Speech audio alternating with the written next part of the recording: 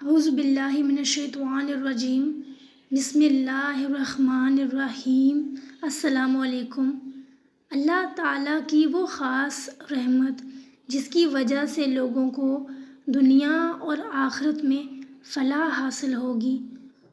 وہ رحمت کیسے حاصل کی جا سکتی ہے؟ سورہ اعراف کی آیت نمبر 155 میں اللہ تعالیٰ فرماتے ہیں، اور موسیٰ نے اس میعاد پر جو ہم نے مقرر کی تھی اپنی قوم کے 70 آدمی منتخب کر کے کوہ طور پر حاضر ہوئے۔ جب ان کو زلزلے نے پکڑا تو موسیٰ نے کہا، اے پروردگار، تو چاہتا تو ان کو اور مجھ کو پہلے ہی سے ہلاک کر دیتا۔ کیا تو اس فعل کی سزا میں جو ہم میں سے بے عقل لوگوں نے کیا ہمیں ہلاک کر دے گا؟ یہ تو تیری آزمائش ہے، اس سے تو جس کو چاہے گمراہ کرے اور جس کو چاہے ہدایت بخشے۔ تو ہی ہمارا کارساز ہے، ہمیں ہمارے گناہ بخش دے اور ہم پر رحم فرما، اور تو سب سے بہتر بخشنے والا ہے۔ اس آیت کا مختصر سا پس منظر یہ ہوگا کہ حضرت موسیٰ علیہ السلام کو جب اللہ تعالیٰ نے کوہ طور پر بلایا تھا تو اس دوران ان کی جو قوم تھی وہ شرک میں مبتلا ہو گئی تھی، انہوں نے بچھڑے کی پوجا کرنا شروع کر دی تھی، تو اس طرح سے اللہ تعالیٰ ان پر سخت غضبناک ہوئے۔ تو پھر ان کو اس گناہ کی پاداش پر یہ سزا دی گئی کہ ان کی قوم کے جو لوگ شرک میں مبتلا تھے ان کو ذبح کر دیا جائے، اور اس طرح سے ان کو جب ذبح کر دیا گیا تو اجتماعی توبہ کے لیے اللہ تعالیٰ کی طرف سے حکم آیا کہ حضرت موسیٰ علیہ السلام اپنی قوم کے 70 لوگوں کو لے کر کوہ طور پر حاضری دیں، اور اس طرح سے جب وہ حاضر ہوئے تو انہیں زلزلے نے آ پکڑا، اور پھر سورہ اعراف کی آیت نمبر 155 جو تھی یہ مکالمہ اللہ اور حضرت موسیٰ علیہ السلام کے درمیان ہوا۔ پھر آیت نمبر 156 کے اندر حضرت موسیٰ علیہ السلام فرماتے ہیں، اور ہمارے لیے اس دنیا میں بھی بھلائی لکھ دے اور آخرت میں بھی،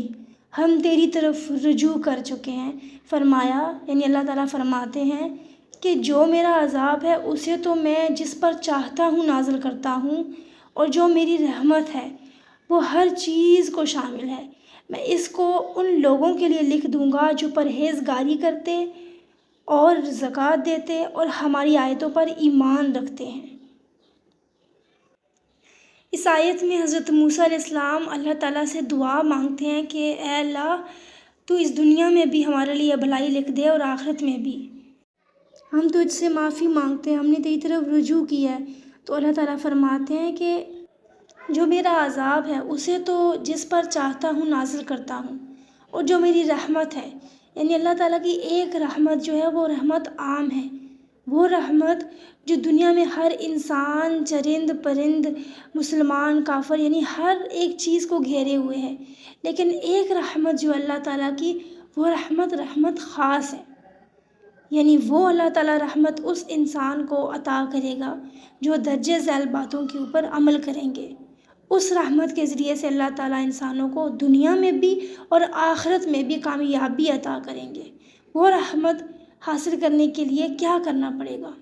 اللہ تعالیٰ فرماتے ہیں کہ میں وہ اپنی خاص رحمت ان لوگوں کے لیے لکھ دوں گا کہ جو پرہیزگاری کرتے ہیں، یعنی جن کے دل میں یہ ڈر ہوتا ہے کہ کہیں ان کے کسی عمل سے اللہ تعالیٰ ناراض نہ ہو جائے، جو زکوٰۃ دیتے ہیں اور ہماری آیتوں پر ایمان رکھتے ہیں،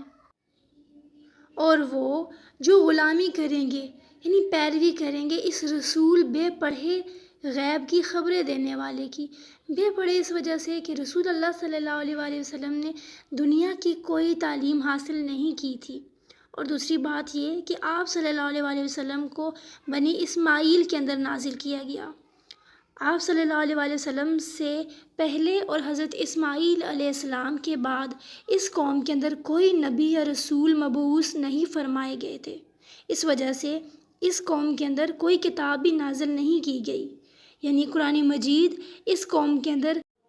پہلی اور آخری کتاب ہے۔ یعنی اس سے پہلے جو بھی کتابیں نازل کی گئی تھیں جیسے تورات، انجیل، زبور، وہ تمام کتابیں بنی اسرائیل کے اندر نازل کی گئی تھیں۔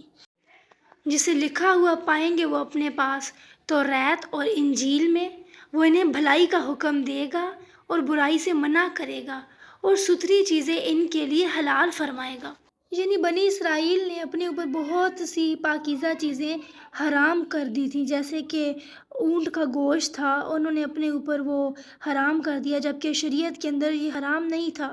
تو اس طرح سے جو نبی صلی اللہ علیہ وآلہ وسلم کو جو شریعت دی گئی، اس کے اندر اونٹ کے گوشت کو حلال قرار دیا گیا، اور گندی چیزیں ان پر حرام کرے گا، اور ان پر سے وہ بوجھ اور گلے کے پھندے جو ان پر تھے اتارے گا۔ یعنی نبی صلی اللہ علیہ وآلہ وسلم کی جو شریعت تھی اس میں شراب اور اس طرح سے سود اور بہت سی چیزوں کو حرام کر دیا گیا، اور اسی طرح سے آپ صلی اللہ علیہ وآلہ وسلم کی جو شریعت ہے اس میں بہت سی فرسودہ رسومات کا بھی خاتمہ کر دیا گیا، جیسے کہ شادی بیاہ کے موقع پر بہت زیادہ جو فضول خرچی کی جاتی ہے اس کو ختم کر دیا گیا، اور اسلام کے طریقے سے شادی کرنے کا حکم دیا گیا، جس میں میانہ روی کو بہت زیادہ فوقیت دی جاتی ہے۔